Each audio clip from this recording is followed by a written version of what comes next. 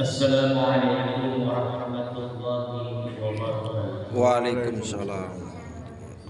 Innal hamdalillah nahmaduhu wa nusalli ala rasulil karim amma ba'd. Qala Allah ta'ala fi kitabihil karim wa a'udzu billahi minasy syaithanir rajim. Bismillahirrahmanirrahim. Wa ma khalaqal jinna wal insa illa liya'budun. Tidaklah kami ciptakan Allah yang namanya jin dan manusia kecuali untuk beribadah. Wa qala Nabi sallallahu alaihi wasallam al-kaisu man dana nafsahu wa 'amila lima ba'dal maut. Dan Nabi kita sabdakan bahwasanya orang yang cerdas, yang pintar, yang pandai adalah orang yang mampu mengendalikan dirinya dan mempersiapkan amal untuk kehidupan setelah mati. Sadaqallahu alaihi wa sadaqah rasulihil karim dengan firman-Nya, dan benarlah Rasulullah SAW dengan sabdanya, wa nahnu 'ala dzalika minasyahidin wa syakirin walhamdulillahi rabbil alamin.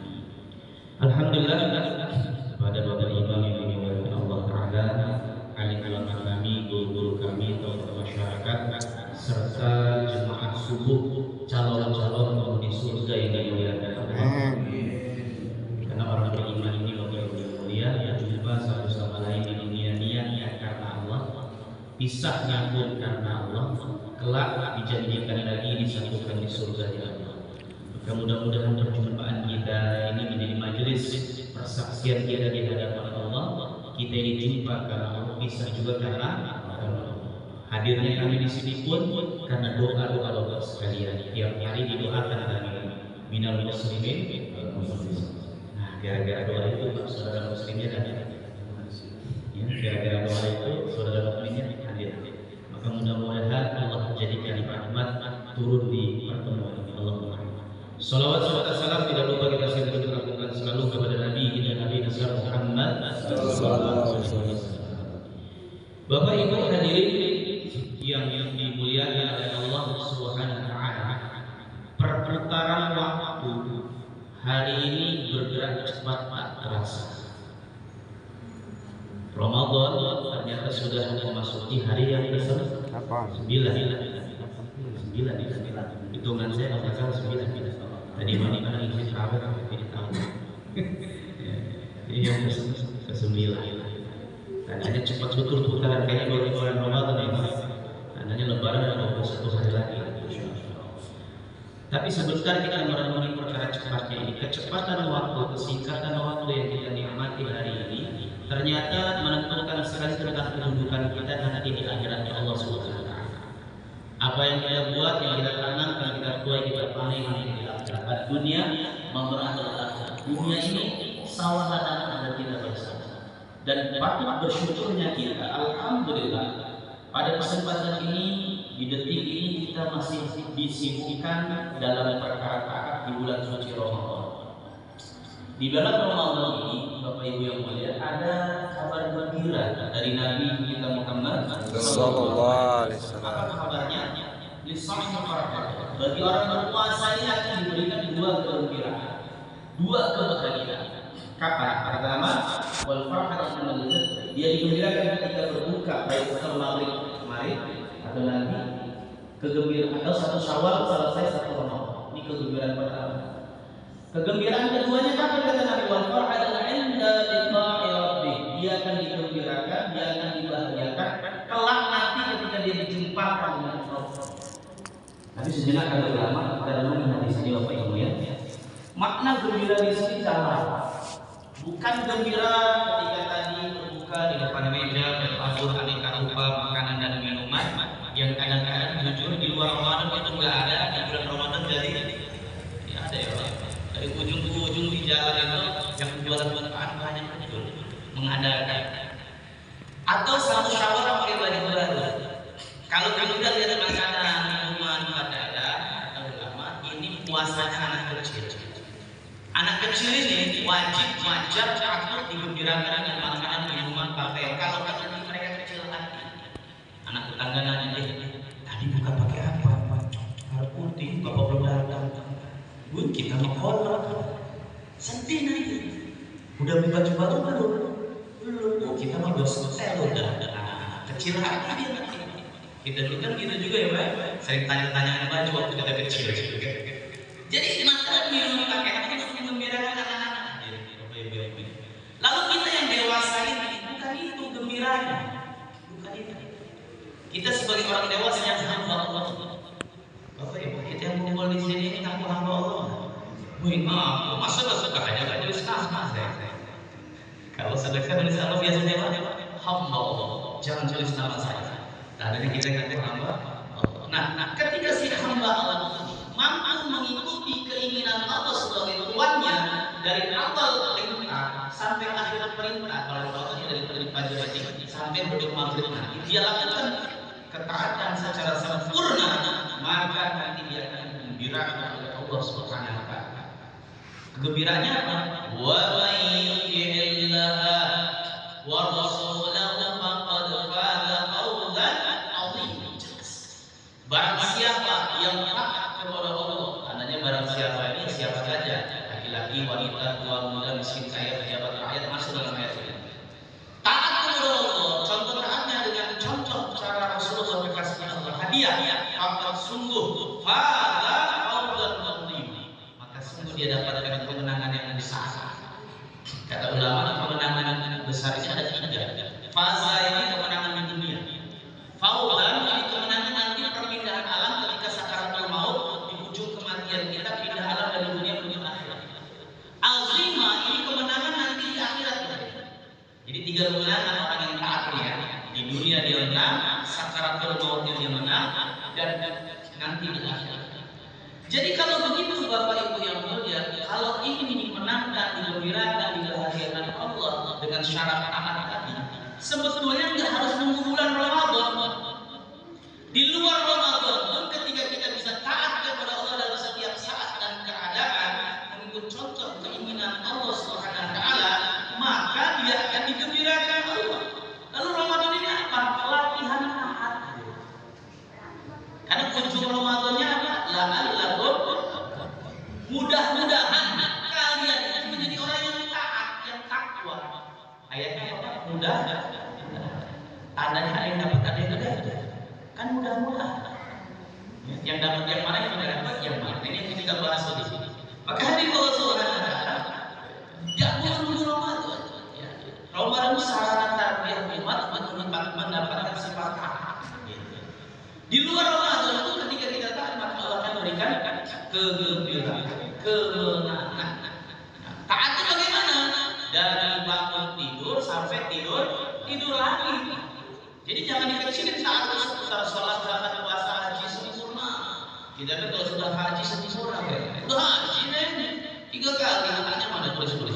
Kalau hajinya ditulis, haknya ditulis 3 kali itu mana? Jadi salah paham. Betul Nabi katakan dunia Islam salah mungkin. Didirikan Islam atas 5 perkara. Salat, zakat, puasa, haji itu rukun Islam, benar adalah tiangnya agama, rukunnya Islam. Tapi ibarat rumah ya benar, kalau baru fondasi sama tiang bisa dibilang rumah belum ya. Berani kadang orang ke situ.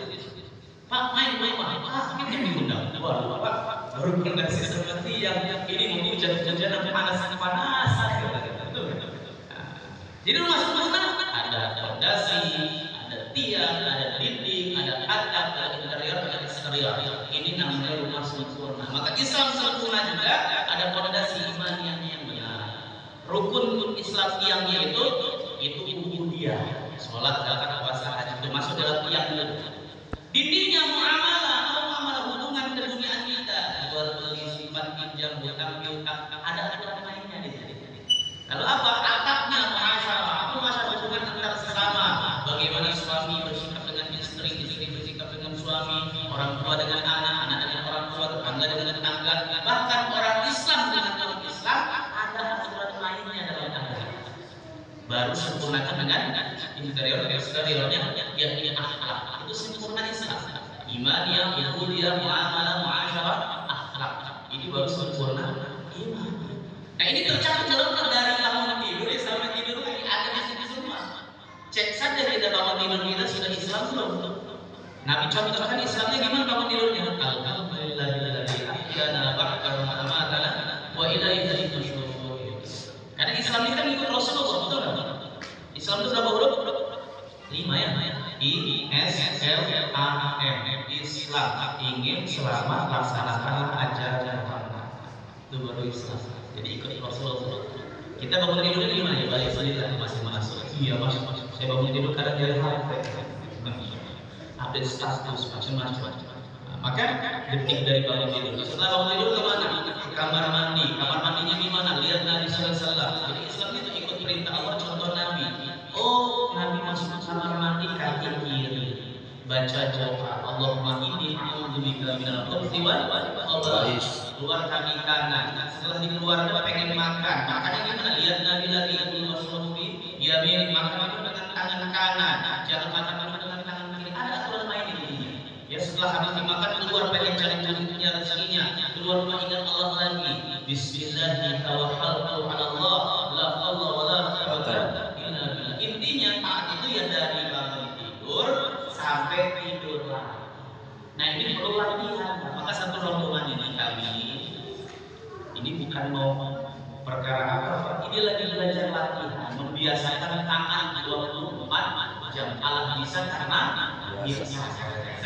Jadi cuma ini bukan pengen mengatur-ngatur keadaan kampung yang didatangi, merubah-rubah keadaan yang sudah ada, ataupun dakwah yang enggak, tapi belajar memperbaiki keadaan 24 jam intinya dari bangun tidur sampai tidur lagi. Lalu apa sih untungnya kalau kita taat tadi? Kita kan perlu tahu Pak, untungnya apa? Kenapa sih petani berani ke sawah dia pagi-pagi hujan panas, dia terjang kenapa datang dari ke pasar pagi-pagi juga ya kan? Karena tahu ujungnya Pak. Betul nggak? Pedagang itu tahu ujungnya, kalau saya dagang dapat berapa ya kan? Cuan gitu. Maka pulang nanti selesai urusan rumah tangga saya. Petani juga kalau saya panen nanti ujungnya nanti dapat cuan kan gitu intinya. Ya kan? Pedagang, petani, pekerja semuanya karena tahu ujungnya. Nah sekarang kita tahu apa ujungnya Bapak Ibu. Apa yang kita dapatkan kalau saya taat, kalau saya sholat, kalau saya ibadah, kalau saya namanya mengikuti keinginan Allah dan Rasul, apa ujungnya?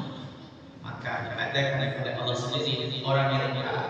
Walau ana ahlul qura amanu wa taqaw fatahna alaihim barakatun minas sama wal ardh.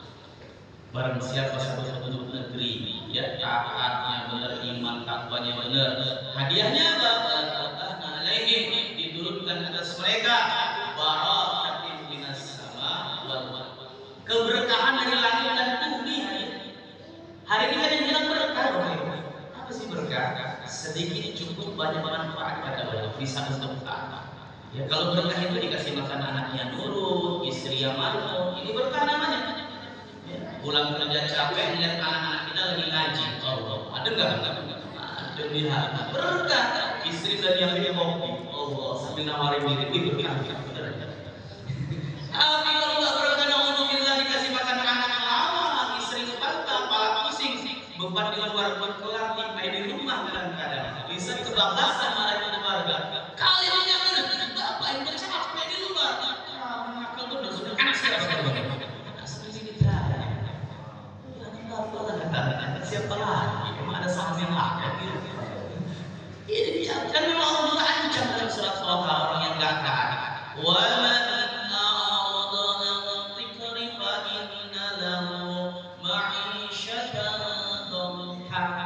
Siapa yang berpaling dari peringatan artinya nggak taat, kalau nggak taat maksiat gitu kan, balik pada apa yang Allah berikan?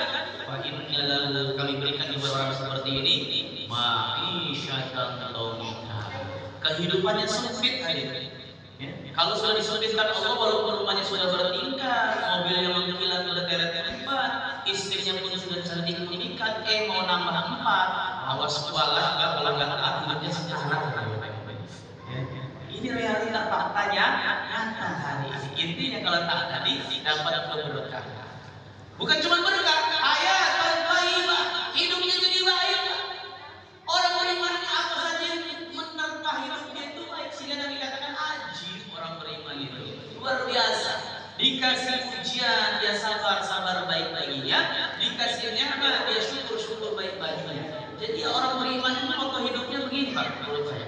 Susahnya senang, senangnya nambah senang. Gimana? Susahnya senang, senangnya nambah senang. Jadi nggak pernah susah, senang terus. Gitu. Tapi kalau orang yang putus hubungan dengan Allah, senangnya susah, susahnya nambah susah. Senangnya susah, apalagi susah, susahnya nambah susah. Gitu. Nah, jadi ibarat kata orang ini seperti pohon, Pak, biar kita memahami. Pohon itu kenapa dia bisa hidup baik? Ya, karena ada hubungan baik dengan tanah. Akarnya itu nyambung ke tanah, Bapak Ibu. Sehingga apa yang menerpa pohon tadi jadi baik. Dikasih hujan, suburan pohon senang. Timpal panas, pohon nggak bakar, nggak apa namanya marah gitu kan, buat fotosintesis pembuahan. Dikasih angin buat penyembuhan, dikasih kotoran jadi pupuk. Ketika pohonnya nyambung ke tanah. Tapi lihat kalau pohon itu sudah lepas hubungan dari tanah, akarnya cabut, apa saja datang masih buruk. Dikasih hujan busuk, datang angin tumbang, kasih yang namanya panas kering, kasih kotoran, nambah busuk, itu batang pohonnya. Betul kan?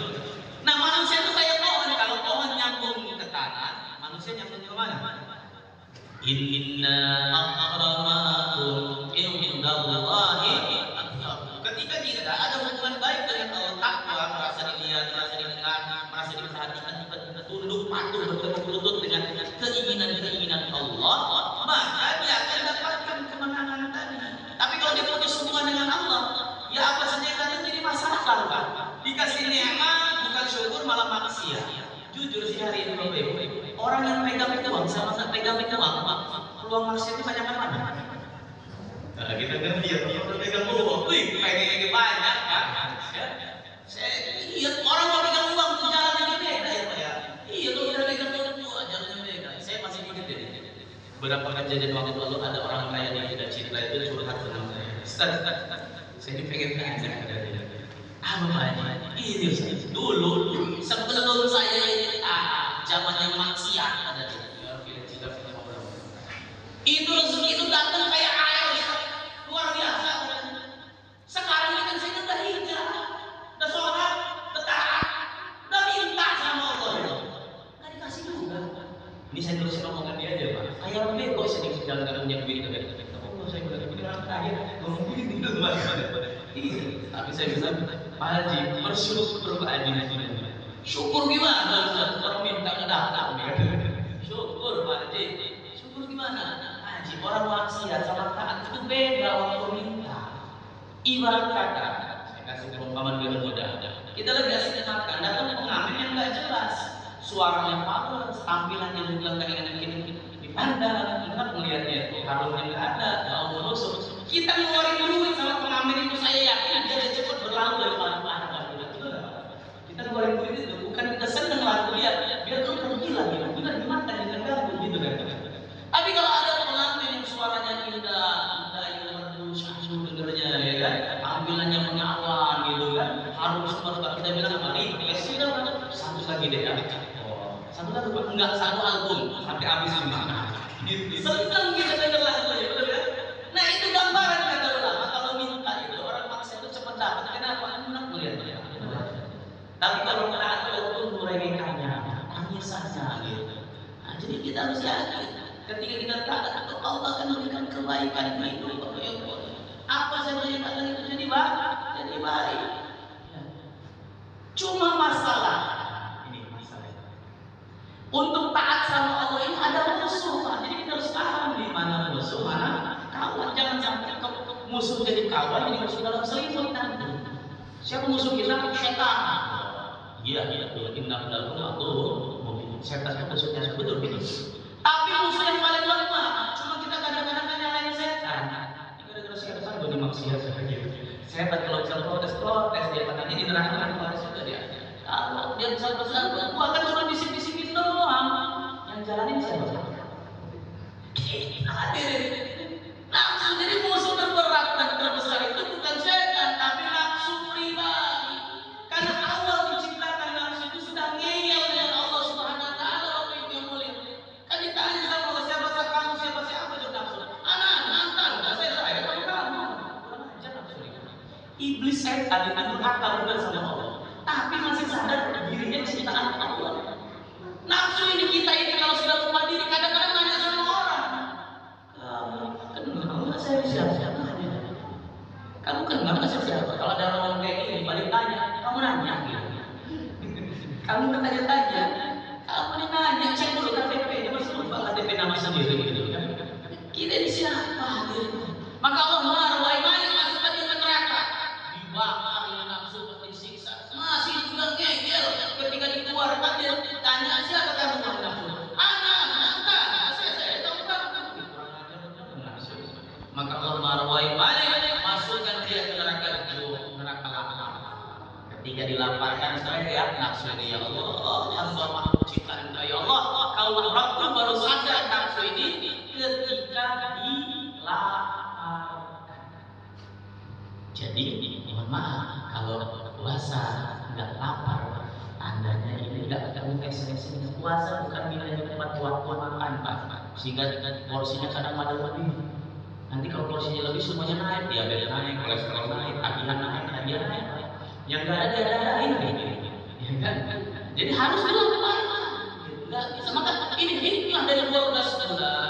Allah buat 1 bulan untuk mengendalikan hawa nafsu ini. Caranya apa? Dilakukan. Karena di Ramadan itu musuh kita cuma 1 lawan 1, masing-masing nafsu aja.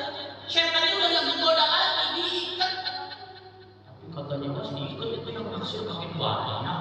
Ya nggak percaya Pak, cek di bambu kuning. Saya orang yang pemerhati Pak. Di bambu kuning di pasar mana aja lah. Pedagang banyak itu di pinggir-pinggir, pedagang bakso sama es. Ya. Di luar Ramadan nggak ada itu Pak. Yang ada apa namanya ini hordengnya yang goyang-goyang gitu ya. Paling banyak itu. Bahkan saya masih ingat Kapolda masih ada dulu Pak Gubernur Papua itu pernah nanya. Ustaz katanya setan itu diikat Ramadan. Tapi menurut catatan kriminal kepolisian tingkat tertinggi terjadi kriminalitas itu terjadi di bulan Ramadan. Ini benar nggak? Iya bilang yang namanya omongan Rasulullah itu nggak mungkin salah. Ya kita harus yakini wa may yantiqu anil hawa in huwa illa wahyu yuha. Pasti itu nggak mungkin salah Rasulullah itu. Lalu ini yang maksudnya siapa? Itu nggak digoda setan lagi. Itu maka hasil didikan setan. Enggak dibisikin juga udah biasa. Udah barang jadi. Allah bisa karena biasa dalam maksiat ya di luar Ramadan. Waktu Ramadan itu sudah biasa, enggak perlu dibisikin lagi sama setan. Udah mirip gitu udah barang jadi lah pokoknya. Jadi kita ini Ramadan itu dari 1 lawan 1 sehingga terjadi. Kita kenal kalau Ramadan awal saja. Rata-rata secara umum orang itu mudah untuk taat. Karena setan nggak bisikin lagi Pak. Ya enggak. Cuma kita ini kadang-kadang merutin hawa nafsu sehingga kadang-kadang kalau ada pertengahan mulai kurang. Nafsu ini kayak bayi, ada ulama kayak bayi. Bayi itu kalau orang tua yang ibunya nggak tegel nanti, gimana kira-kira? Jadi bayi itu baik. Ya kan? Gede musuh dia, ribut sama bapak kan jadi urusannya. Bener aja. Kita harus tegel, harus tegel. Kita tegel itu bukan kita sayang sama dia. Waktu dia nangis dia menusuk kita. Kasih pahit-pahit pokoknya paham kan dia. Ini apa namanya disapi namanya kan. Kalau dia mau nangis mau aku bodo amat. Kalau nggak jadi bahaya nanti kan. Kita juga harus tegel sama nafsu kita Pak. Dilaparkan. Setelah dilaparkan itu dipaksa taat. Ya. Paku ini kenapa nempel di dinding kuat karena dipaksa Pak. Betul nggak? Dipukul, dipantek ya kan? Coba kalau kamu nggak mau dipukul, dia mau masuk lubang, pernah lihat nggak? Paku masuk lubang tanpa dipukul, masuk, benar, tapi goyang, nggak kuat, paham maksudnya? Tapi kalau dipaksa, dipukul, dia kuat, bisa nahan beban. Nah, kita juga harus dipaksa. Ketika hamba ini memaksa mendekat kepada pada diskusi sejengkal, aku akan datang kepada sehasa. Ketika hambaku ini datang kepada dengan berjalan, aku lebih cepat lagi. Maknanya sedikit tidak ada keinginan usaha mendekat merapat dengan Allah, rahmat hidayah lebih cepat lah. Jadi di satu rombongan ini lagi maksa diri Pak, bukan ada kerjaan, ada yang berdagang, ada yang karyawan macam-macam, ini maksa diri. Ya, jangan maksa orang lain. Kita ini kadang-kadang agama sering maksa orang suruh taat kita memang juga. Gitu. Kita ini benar maksa diri. Kalau 100 kilo keangkat, kenapa 1 bulan sholat tahajud subuh nggak keangkat gitu kan? Banding selimutnya itu yang ke atas, narik selimut nanti berakhir. Jadi sekali lagi nafsu ini harus dikendalikan. Hadiahnya besar. Orang yang mengendalikan nafsu kata Allah. Wa amma khafa maqama rabbih wa nahan nafsa 'anil hawa. Dan orang-orang ini dunia dia tahu kedudukan Allah, dia tahu kepada Allah siapa dia, siapa Allah, dia paham. Lalu apa? Wa nahan nafsa 'anil hawa. Dia kendalikan nafsunya, dia tekan nafsunya untuk ikut maunya Allah. Hadiahnya. Wa innal jannata ya surga ini bukan main-main gitu. Bahkan di ujung kematian pun orang yang taat ini kemenangan yang berikutnya ya. Karena nggak boleh lama-lama ini kan kultum saja. Kultum apa ya? Kuliah? Terserah antum lah. Sampai doa sanggup Bapak sama saya enggak, saya mengadakan sekolah. Hadirin Allah Subhanahu wa taala, ketika kita taat sampai kapan? Kata ulama taat ini jangan ngejos-ngejos, cukup sampai mati. Wala tamutunna illa wa antum muslimun. Ya, kalau sudah mati Bapak enggak salat enggak apa-apa, disalatkan. Ya, singkat hidupnya. Nah, ketika kita mati dalam ketaatan, maka Allah akan sambut roh kita, akan banggakan roh kita. Diterangkan dalam Al-Qur'an surat Fussilat ayat 30 diterangkan, innal ladzina qalu rabbuna Allah. Sesungguhnya orang-orang yang mengatakan rabbuna Allah, Rabb kami adalah Allah, dia akan disebut hamba Allah. Summa istaqamu, kemudian dia istiqomah sampai mati dia taat jaga ketaatan. Hadiahnya tatanazzalu alaihim malaikatu alla takhafu wa la tahzanu. Maka Allah akan hadirkan nyatu tuh dia di para malaikatnya. Dalam hadis ada 500 malaikat. Tamunya Allah ini akan berpindah dari alam dunia ke alam akhirat. Tamu negara saja turun dari pesawat dibentang red carpet. Ya kan? Dikalungin melati, ditabur benderang, ditembakkan salto. Pokoknya untuk menyambut datangnya tamu negara. Ruh yang keluar dari alam dunia ke alam akhirat ini, kalau beriman ini jadi tamunya Allah Subhanahu wa taala. Maka datang di malaikat menyambut ruh dia, berkata malaikat, Allah takhafu, jangan kamu takut, wala tahzanu, jangan kamu sedih. Kok malaikatnya bilang jangan takut dan sedih? Pertanyaannya apa yang ditakutkan, apa yang disedihkan? Ternyata siap-siap. Jangan kaget ya Pak. Walaupun udah tahu pasti kaget, saya juga pasti kaget. Kita semua kaget. Gambar pertama ketika sakaratul maut di ujung kematian, gambar slide-nya itu gambar neraka. Siapapun orangnya, mau taat, nggak taat, mau soleh, nggak soleh, gambar pertama neraka. Maka kaget orang beriman ini loh. Kok itu tempat saya kaget? Saking kagetnya itu keringetan, maka ciri orang beriman kata mereka pindahkan basah. Karena awalnya melihat neraka, keningnya itu basah. Maka dengan jadi malaikat katakan Allah takhafu jangan takut, wala tahzan jangan sedih. Ini bukan punya kamu. Wa abshiru bil jannah. Diberikan kabar surga selain gambar neraka tadi ditutup, diganti dibentangkan gambaran surga. Sehingga ruh yang ingin cepat keluar walaupun sakitnya sakaratul maut. Kata Nabi seperti 1000 tebasan pedang sekali terbatas. Seperti kita dikuliti hidup-hidup. Bayangin Pak, dikuliti hidup-hidup. Sekarang curi tangan kita saja tidak. Pertanyaannya ketika cubit ini yang siap jasad apa roh? Jasad tidak, roh hakikatnya. Kenapa? Kalau roh manusia ini sudah keluar, jangan lagi cubit mayat itu dicincang pun nggak teriak. Kalau teriak yang matinya lama.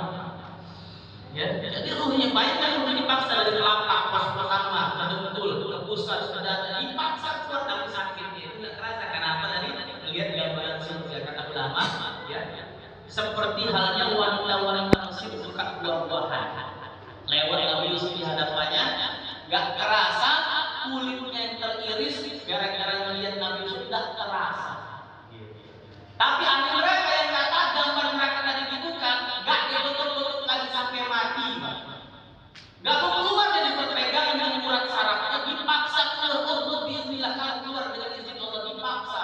Digerebek kayak perampok di bangka itu kan. Bapak melihat video viral itu kan, banyak ya kan itulah ruh paksa keluar gambar dipaksa diseret gitu kan.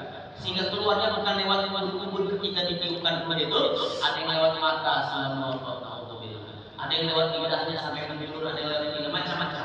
Nah, orang beriman diberikan kemenangan di ujung kematian. Nah, kemenangan terakhir apa? ketika dia sudah keluar dipanggil sayang sama Allah.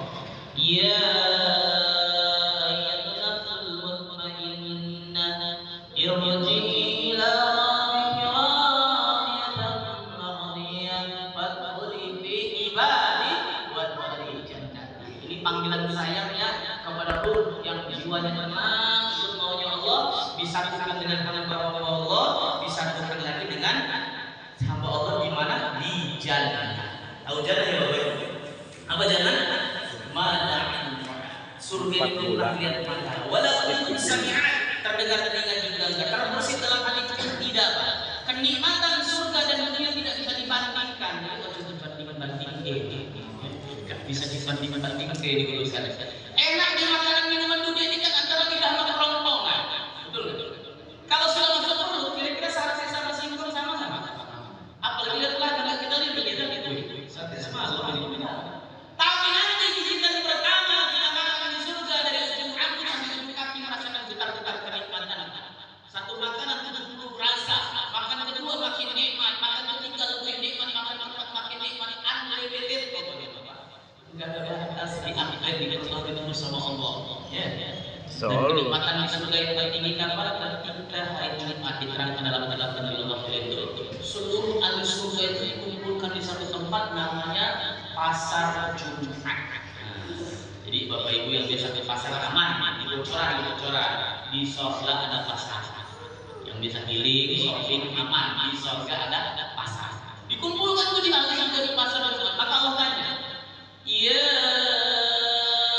ahlal jannah, wahai surga kalian, hadza yaumati, ini hari penambahan. Fas'aluni, kalian meminta apa? Bingung ahli surga punya semoga kita ngomong ya Allah cukup, kau selamatkan kami dari neraka, masukkan ke surga istana.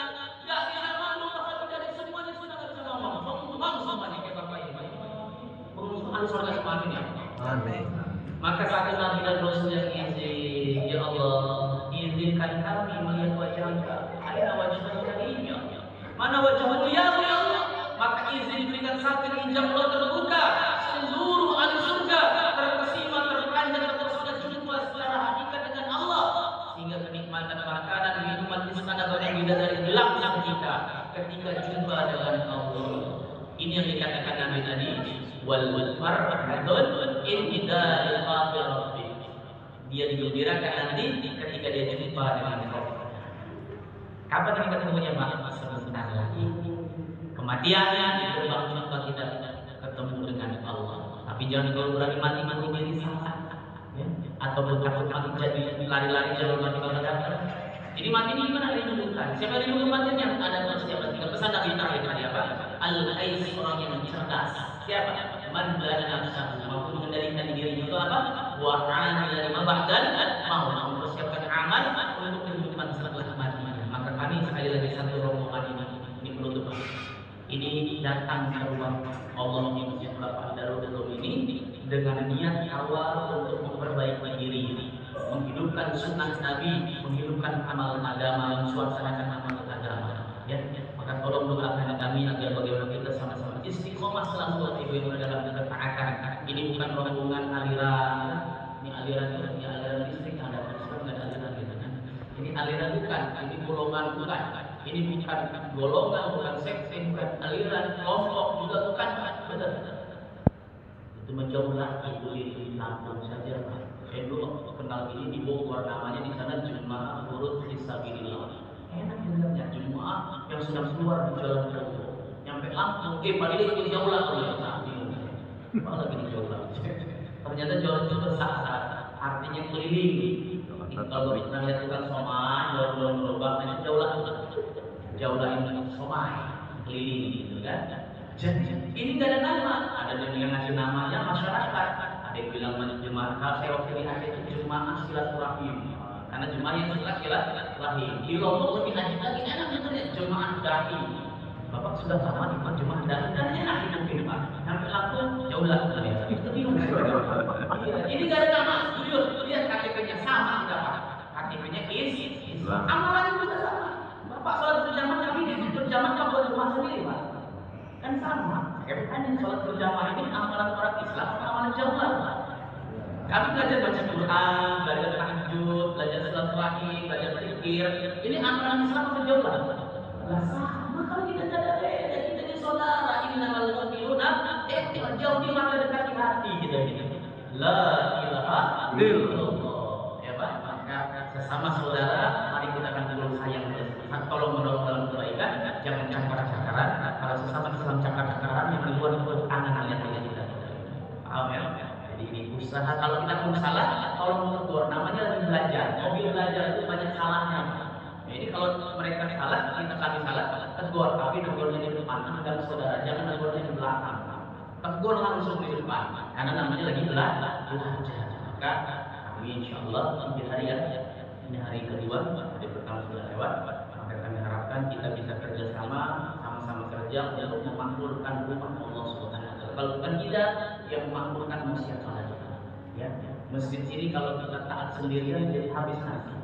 Contoh yang di masjid itu Imam Isa contoh yang taat 5, tapi nggak pikirin yang lain, nggak buat generasi. Ini tinggal nunggu waktu, Pak. Bener aja. Yang satu tinggal sudah berapa? Yang satu pindah rumah sudah berapa? Yang satu sakit-sakitan misalnya gara-gara ke masjid sudah berapa? Yang dua sendirian dan dua-dua bubar.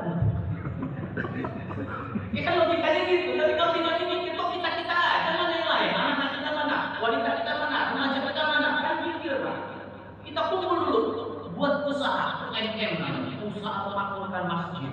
Ini masjid berdiri saja tidak ada panitia pembangunan, ya kan? Ada yang bikin AC, bikin lampu, bikin kipas, bikin pagar, gitu kan? Berpikir wujud ini masjid. Nah setelah wujud ini masjid, panitia tadi jangan dibarin kayak panitia hajatan. Buat lagi panitia pengisian masjid. Mikirnya di luar gimana masuk masjid? Buat target satu orang yang 5 tadi cari satu, maka bulan kedua isi masjid dari rukun yang 5 jadi 10, betul kan? 10 cari satu lagi 20. Ini yang namanya super mega multi level marketing akhiratnya Nabi SAW. MLM akhirat ini Pak, mandalah Allah khairin kadang. Bahkan siap menunjukkan kebaikan, maka dia hanya dapat kebaikan orang yang menjalankan tanpa mengurangi pahala dia. Tapi untuk begini, ini berat, perlu latihan. Maka kami bukan ada masjid di kampungnya, ada. Tapi kalau di masjid sendiri, orang tidak tahu kartunya Pak. Udah ada lagi misalnya kan, baru tahun kemarin kamu tempat beli, udah lagi ngajak-ngajak. Nah, kalau di luar kan, masya Allah, Pak Ustaz, orang nggak tahu kartu asnya, ya enggak. Maka latihan dulu, ya nggak di luar, biar biasa ngomong agama. Kan ngomong agama ini berat Pak, aja. Ya ketemu teman ngajak sholat lagi berat Pak, berat pokoknya Pak. Kalau ngajak bisnis sholat cepat itu urusannya. Maka perlu latihan, gitu ya. Setelah latihan ini nggak selamanya di masjid aja Pak. Ini hanya di hari Pak. Tergantung ini opname lah. Opname itu kan tergantung sakitnya. Kalau sakitnya parah pulang dia Pak. Kalau 3 hari cukup. Kita ini lagi mengopnamekan rohani kami di masjid agar harapannya sehat rohaninya, pulang nanti bisa buat suasana amal agama di rumah tangga, di kampung halamannya sendiri. Inilah teknis itu. Jadi bukan buat pengaluran baru, ngajak-ngajak ngasih yang benar. Ini sekali lagi pure, saya sudah ikutin dari tahun 2009 Pak.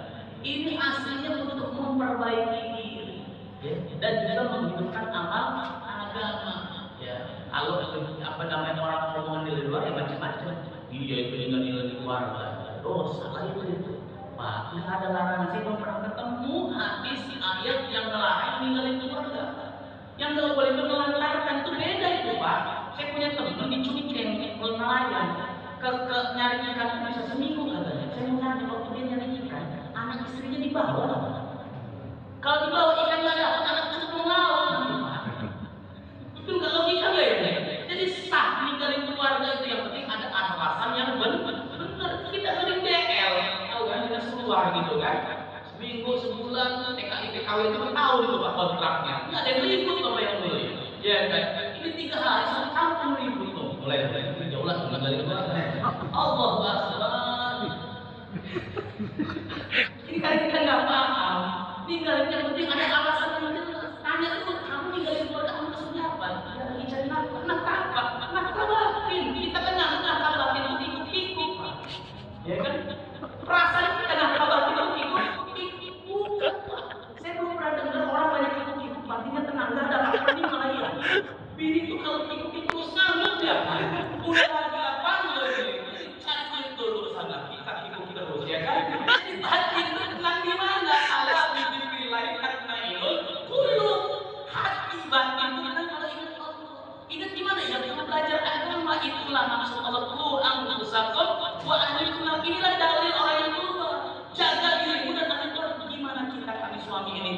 jaga anak istri lah kami sendiri belum paham ibarat sopir nggak tahu rute kan bukan bawa badan sendiri bawa buntutnya banyak yang di belakang paling kayak saya nih kok udah 9 buntutnya Allah. saya baru kemarin Istri berdua. setengah BKB gitu ya Istri berdua. baru 8 yang ada 9 lagi isi 1 bulan Allah. Istri baru 2. Maka sekali lagi kami adalah saudara yang hadir di sini dalam rangka baik. Semoga Allah Subhanahu wa taala di pertemuan ini ya pertemuan laksanaan arus listrik ini. Amin. Plus dan minus bersatu keluarlah cahaya. Kami ini adalah aliran-aliran negatifnya Bapak yang positif di sini bersatu mudah-mudahan keluar cahaya hidayah ya Allah. Amin ya Allah. Sekali lagi mohon maaf tidak ada yang menyetujui menasihati tapi apa yang saya sampaikan ini kami bicarakan ini untuk pribadi saya sebetulnya karena telinga mendengar ini lebih dekat daripada telinga lagi hadir di sini mendengarkan.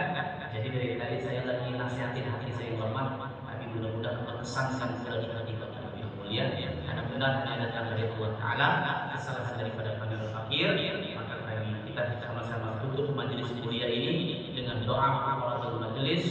Subhanallah, subhanallah. Asyhadu an la ilaha illallah